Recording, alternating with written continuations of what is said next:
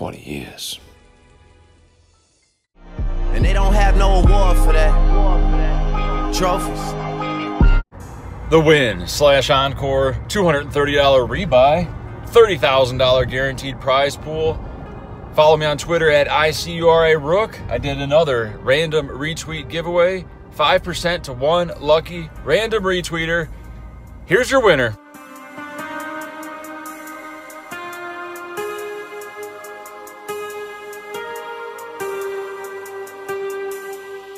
Congrats, hopefully I win 10,000 and I have to send you $500. Good luck us. In the future, I'll be banning all retweet bots. If you're an account that just does nothing but retweet promotions and has no content whatsoever, you'll be excluded from my retweet giveaways.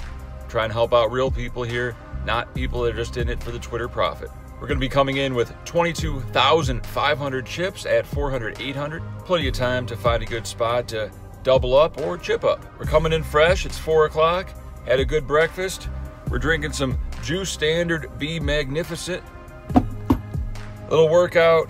Everything's handled at home. We're in the zone. Let's make some money today at the Wynn. Today my opening amount will be min raise. No deviation. Double the big blind. Let's see what happens.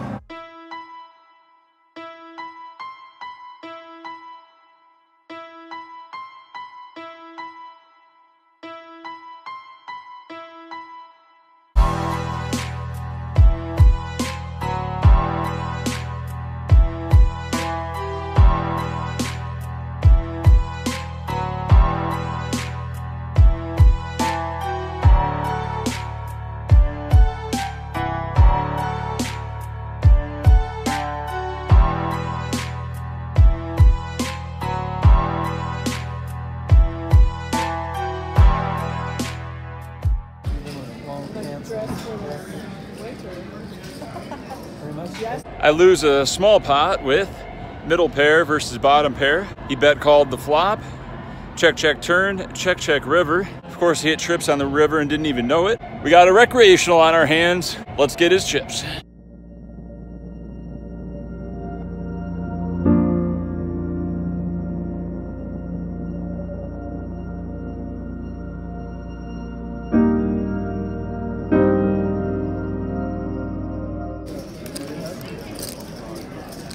With blinds at 400, 800, 800. Open up pocket fives in middle position. Elderly Caucasian male flats in the hijack. And we're heads up. The flop comes. Queen 4-3 rainbow. A fine flop for my hand. Let's see bet for value. Make it 1,500. He puts in the call. We're targeting all of his ace high type hands. Preferably, you know, ace deuce, ace five, maybe even ace X, whatever. Want to get that value. Turn is an ace. Hopefully he doesn't have ace high. Maybe he just has 4X or 3X. Pretty unlikely. Just in case he had the pure float, hand like king jack off. We put another bet.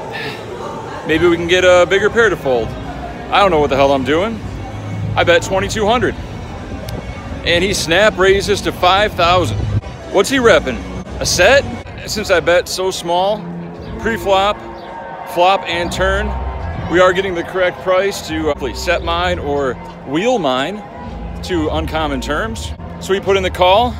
If he is bluffing, he should shut down now. When someone's line makes no sense, it's hard to make sense of it. The river's a 4. Thought I hit, but I didn't. I check and he checks behind and shows ace 6 offsuit. Fold pre, fold flop. Don't know what the hell he's doing raise and turn, but who am I to criticize? He got me good. And we now have 12,000 chips. 3 players. The same recreational, open limps, middle position. Local reg limps behind. I'm in the small blind with 12,000 chips. King jack offsuit, could complete, but there's a lot of money out there. Might as well take it down and get rid of our positional disadvantage. I'm all in, big blind folds. Recreational asks for a count, and he puts in the call. Over limper folds, and recreational has ace king. Nice trap, you got me good. Let's hit a jack.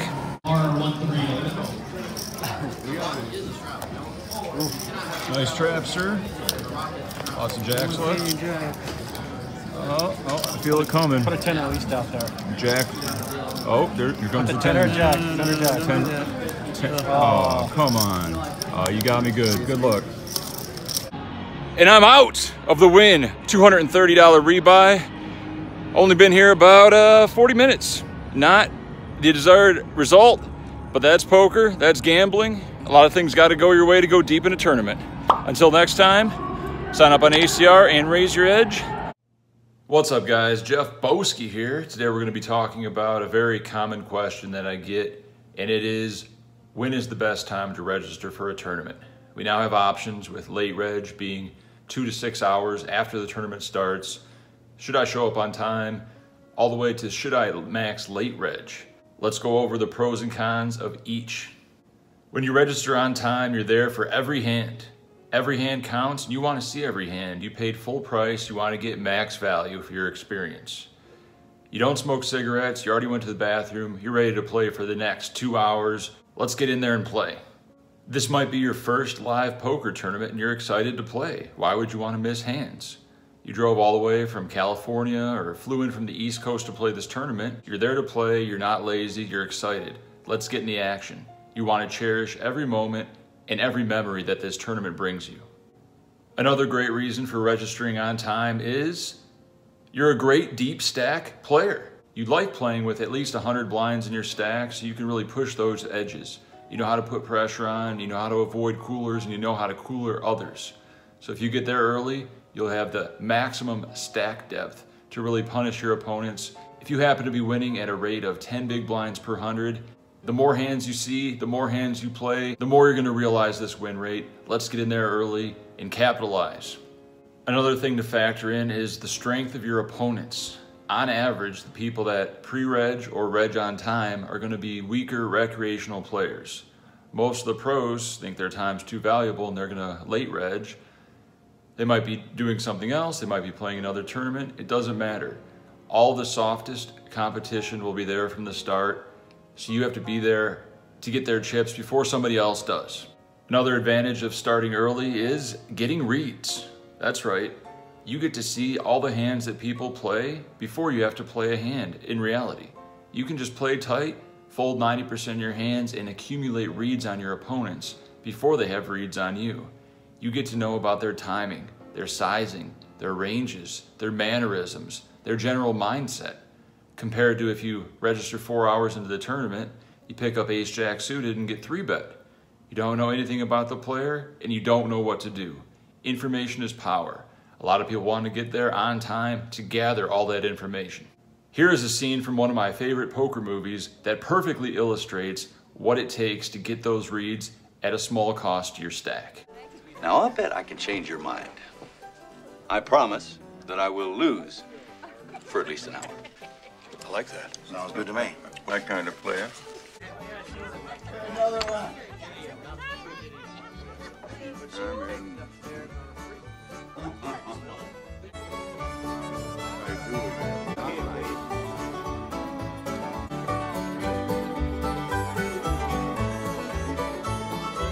I'll call. 2 pair, ace so queen. Well, lucky thing for me, I had 3 6s. Live reads are a thing. I talk a lot about this in my coaching sessions, but the longer you're at the table, the more information you're going to gather.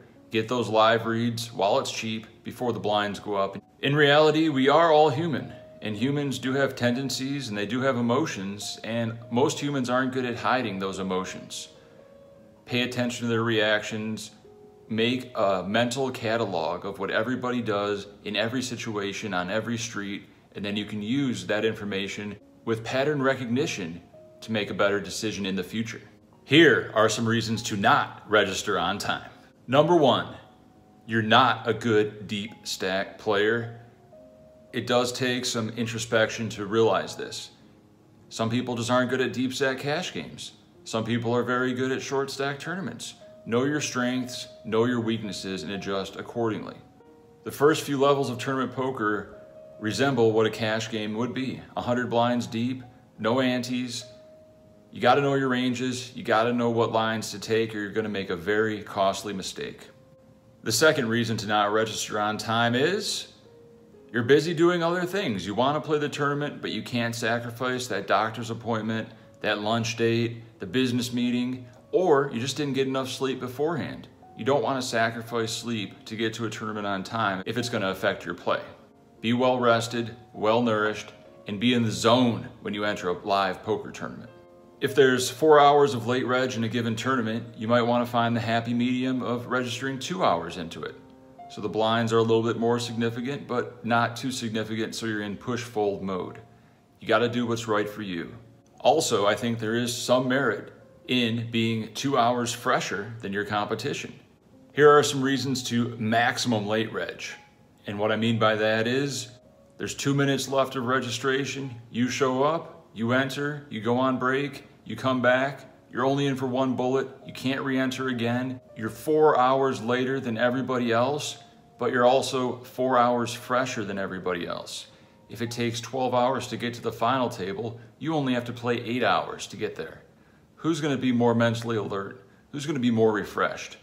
Me, the guy who got there 8 hours ago, or you, the guy that's been playing for 12 hours? Some might argue that the 12-hour player is more in the zone, more focused. I disagree. There's definitely a rate of deterioration when it comes to sleep deprivation and the mental stress that comes with playing live poker. There's a lot to pay attention to and hundreds of decisions to make. I'll pick the guy who's had less decisions to make and is more mentally clear. Another advantage of max late regging is you can only be in for 1 bullet. Other guys might have got there at noon, busted, re-entered, busted, re-entered. They might be in for 3 or 4 bullets. Their ROI will be significantly less than yours. You have a lot more upside on your 1 bullet than they have on their 4. Of course, they have a greater chance of winning the tournament, but is it 4 times greater? I haven't done the math and it's hard to quantify, but it's really player dependent. With a 1 bullet theory, you can maximize your profit. A min cash might be 2x the buy-in, but if you're in for 3 bullets, you still lose money if you min cash. How does that feel? How does that affect your mindset? These are things to consider when you think about firing multiple bullets or just 1 at the end of late reg or 1 and done from the beginning. These are all valid strategies. Again, do what's best for you. It's important to be realistic with your expectations and knowing your own skill ability levels at different blind levels. You might be a great deep stack player, but be a weak short stack player. The inverse might also be true. You might be a crusher with 20 blinds or less, never making mistakes, push fold game is on point, but once you get to 50 or 100 blinds, you're lost. You're spewing, you're playing too tight, or you're playing too loose, you're making big fundamental errors that you wouldn't make with the 20 big blind game. If this is the case, I highly recommend you just max late reg. Go with what you're good at, stick with your specialty, no reason to waste chips and time if you're not going to be profitable with 100 big blinds.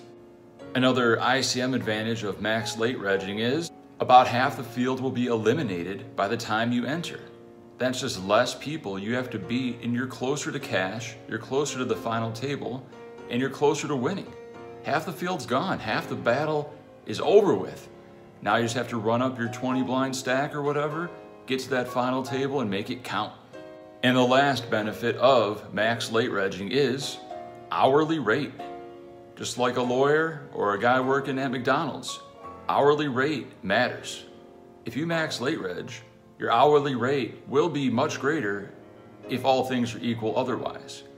In effect, you'll be spending less time for the same amount of profit in the end. Your win rate will be the same, but your hourly rate will be much higher. Time efficiency is a thing. Whoever said time is money is right. Everybody's time is worth something. It just depends on what that time is worth to you when playing a poker tournament and knowing when to register. In the end, it is a personal preference and you have to be honest with yourself. Are you focused and excited to be playing from hand number 1? Or are you tired and forcing yourself to show up when you could be doing something else? Are you not in a good mindset because you just got into a fight with your wife or your backer or another player? These are all things to consider. Don't come in there with a bad attitude. It's not going to be profitable. Be ready to play whether it's on time or 4 hours into the tournament. Good luck at the tables. Until next time, subscribe, like, and comment below. Let me know your thoughts.